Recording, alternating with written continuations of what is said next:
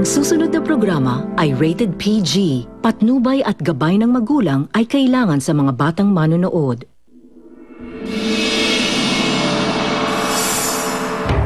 Congratulations, Tribo Bulan! Kayo ang nanalo sa That's Entertainment Challenge at kayo ang mag-uwi ng reward ngayong gabi. I'm sorry, Tribo Tala, pero wala kayong makukuha ngayong gabi. I'll see you tomorrow for the Immunity Challenge. You may now head back to camp. Bulan, listen up. As usual, if you win a reward, there's a temptation that comes with this. You need to choose a pair.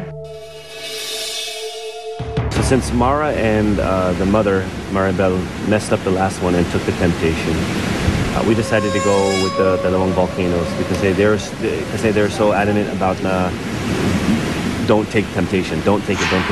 Talagang team.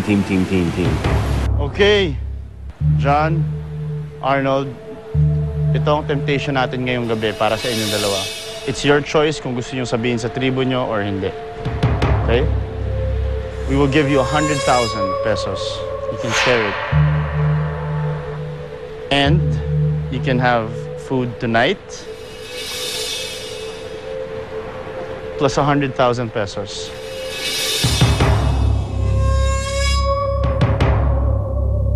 It looks so nice.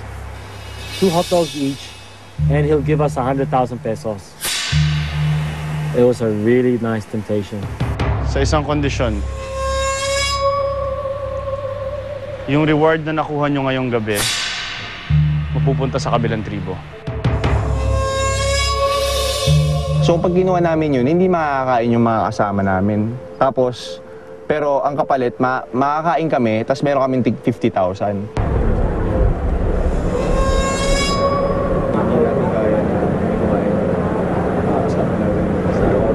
Kasi kung mas mataas pa yun, baka kinuha ko yun. Siguro pag sinabing 300,000 each, kukunin ko yun. So ayaw nyo. Okay, it's your choice. Congratulations on your reward and enjoy it. I'll see you guys tomorrow. Ngayong umaga, inyong pagsaluhan, agahang inyong napalanunan. Magpakabusog, magpakaligaya, namnamin ang buhay sa isla. Oh my gulay na ba? Yan na ba?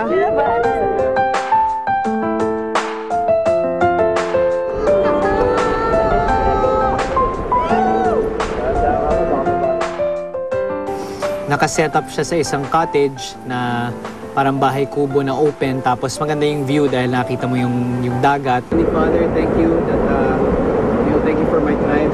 Thank you, Lord God. Amen.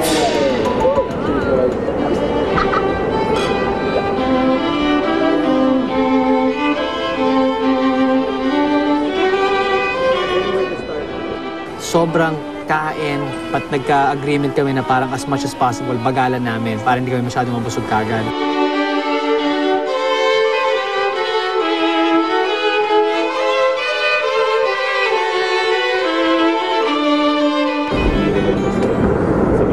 Pagka nasa normal na buhay ka, simpleng breakfast lang yun eh. Pero pag nandito ka sa Survivor, sobrang sarap ng feeling. Kahit hotdog lang, daing lang, kahit pusit lang, ang sarap sobra. Talagang ma-appreciate mo yung kasarapan ng pagkain.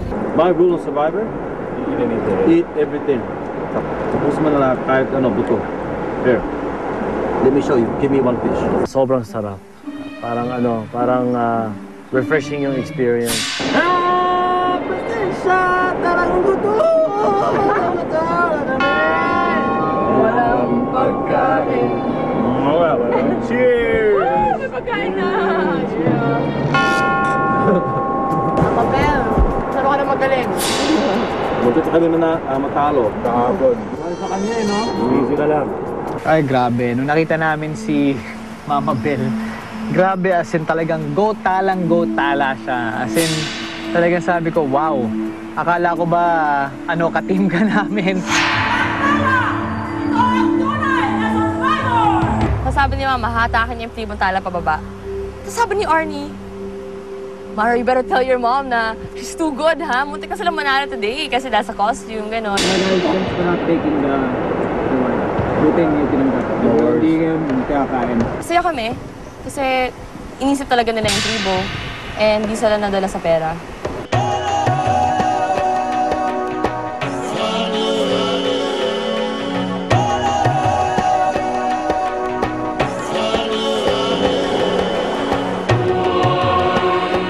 Buti na lang pagbalik namin sa camp, hindi nasira yung shelter. May mga konting kalat, nasira, pero lahat kami inayos agad namin.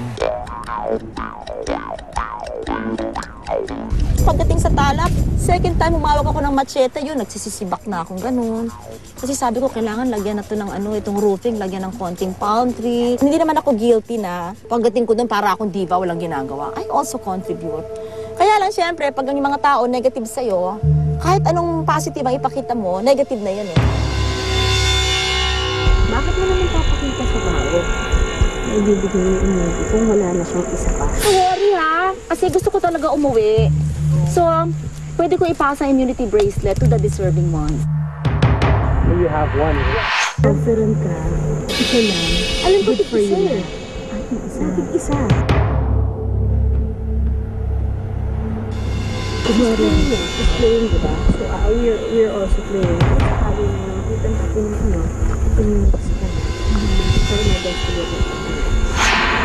Whether she likes it and she has to like it. Wala siyang choice. Kailangan magustuhan ko pero wala na akong choice. Basta mapatalsik namin si Tita Maribel. Yun lang naman yung concern namin is yung bracelet ba kung nasa kanya ula. Para alam din namin gamitin ni Chucky kung sakasakaling kinakailangan. Hindi mo ba alam, bawat araw, gabi na nandun ako sa Tala, it's a burden for me. I had to deal with these people. Iba ang pagkatao ko sa kanila. Punong-puno sila ng duda. Pagsususpecha sa akin, not to mention asar at galit.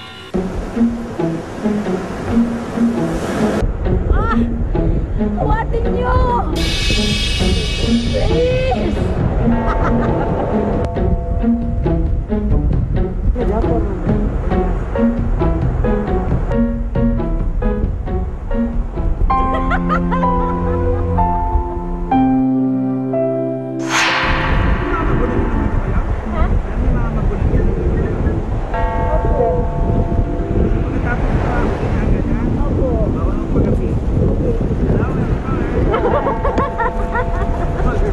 Sobrang close. Actually, tinutukso na nga kami. And this is where all the DJ started na. Good afternoon, ladies and gentlemen, and you're listening to the #1 radio station of all time, DWKC. And now, we're gonna entertain some callers for tonight. Oh my God, for today. Hey, yes, caller? Hello? Yes, line 1? Yes? Oh my God, sorry, party line. No, I'm sorry. Yes, yes, caller. Can I request a song? Of course. What song is that? What? Are you okay? Are you into drugs, caller?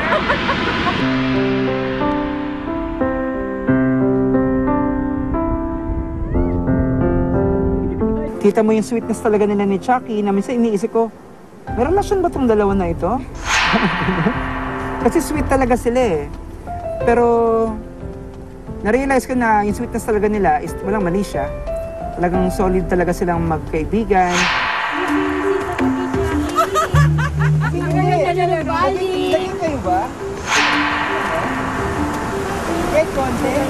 Kahit yung tipong parang MU? Hindi yan aamin pag may camera. Kino mo ko?